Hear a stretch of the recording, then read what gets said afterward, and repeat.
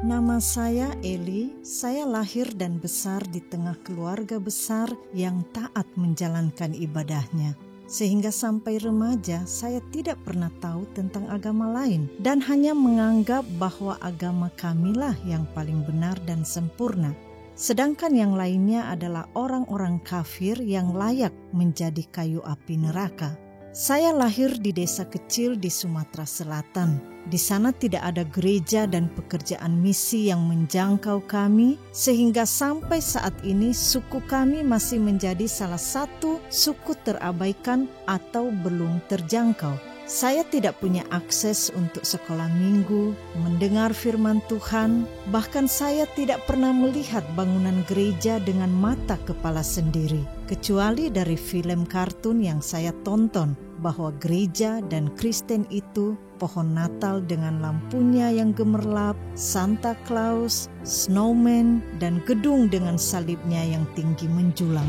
Itulah kekristenan yang saya mengerti. Saya tidak pernah membayangkan, bahkan memikirkannya. Tapi sungguh ajaib perbuatan tangan Tuhan atas hidup saya. Saya yang tidak pernah mengenal kebenaran, saya yang jauh dari pekerjaan misi, saya yang berasal dari suku terabaikan, sekarang karena anugerahnya boleh mengenal Yesus dan memanggilnya Tuhan. Bahkan diutusnya untuk juga ambil bagian dalam penjangkauan suku terabaikan di Guinea, Bissau, Afrika Barat.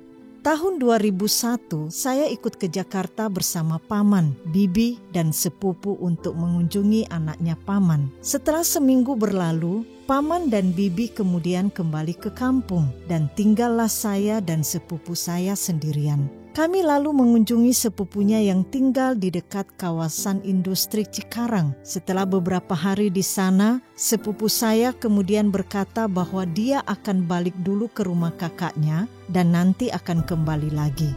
Tetapi berhari-hari saya tunggu, dia tidak pernah datang lagi. Setelah saya telepon, baru saya tahu ternyata dia sudah pulang ke kampung dan saya ditinggal sendiri di Jakarta. Ditinggal sendiri tanpa keluarga sangat membingungkan saya. Beruntung sepupu dari sepupu saya tersebut mengizinkan saya untuk tinggal beberapa waktu. Akhirnya saya pun mencoba mencari-cari pekerjaan di sekitar kawasan industri tersebut, tetapi tidak mendapatkannya. Tetapi akhirnya saya bisa diterima bekerja di sebuah restoran Jepang. Saya merasa sangat tertolong dengan pekerjaan ini karena setidaknya bisa membayar makanan saya sendiri.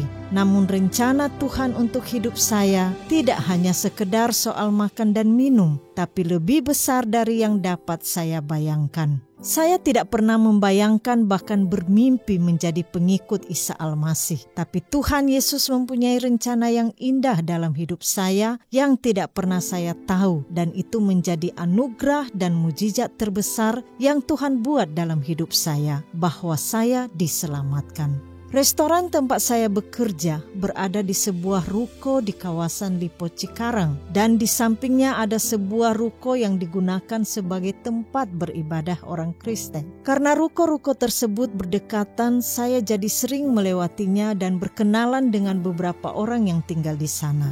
Teman-teman sekerja selalu mewanti-wanti saya. Kata mereka, hati-hati. Mereka itu orang Kristen dan tempat itu adalah gereja. Tetapi dengan polos saya menjawab, bukan, itu bukan gereja. Karena yang saya lihat ruangan ruko itu tidak ada kursi kayu panjang, tidak ada salib di atas gedungnya, juga tidak saya lihat patung-patung serta Santa Claus dan pohon Natal. Teman-teman saya terus mengingatkan saya bahwa itu gereja. Tapi saya tetap tidak percaya karena dalam pikiran saya gereja adalah seperti gedung yang saya lihat di film. Gedung dengan salib di atasnya, patung-patung, pohon Natal. Jadi ketika saya melihat ruko tersebut, saya tidak merasa risih. Setelah mulai akrab dengan teman-teman dari rumah ibadah itu, yang kami sebut dengan shelter, mereka mulai berani mengundang saya untuk ikut beribadah pada hari Minggu. Tetapi saya selalu menolaknya. Berkali-kali teman saya mengundang saya, tetapi saya sama sekali tidak berminat. Sampai suatu hari dia mengatakan bahwa mereka akan mengadakan sebuah acara di salah satu tempat di Jakarta. Di sana katanya akan ada acara permainan perlombaan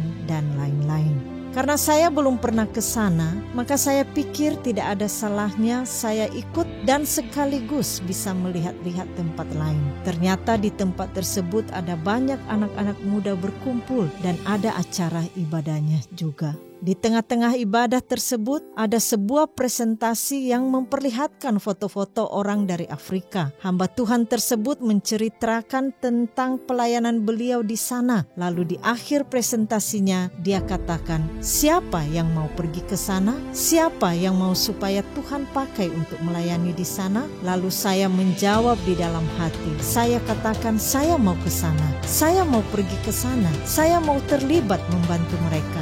Presentasi itu sangat menyentuh hati saya, dan mulai saat itu saya hanya punya satu tujuan, yaitu untuk pergi ke sana. Walaupun saya tidak tahu apa itu misi, apa itu kekristenan, dan bagaimana caranya saya dapat pergi ke sana.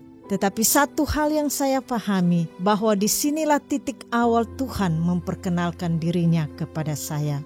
Bagaimana kisah saya selanjutnya? Nantikanlah di channel ini. Tuhan Yesus memberkati.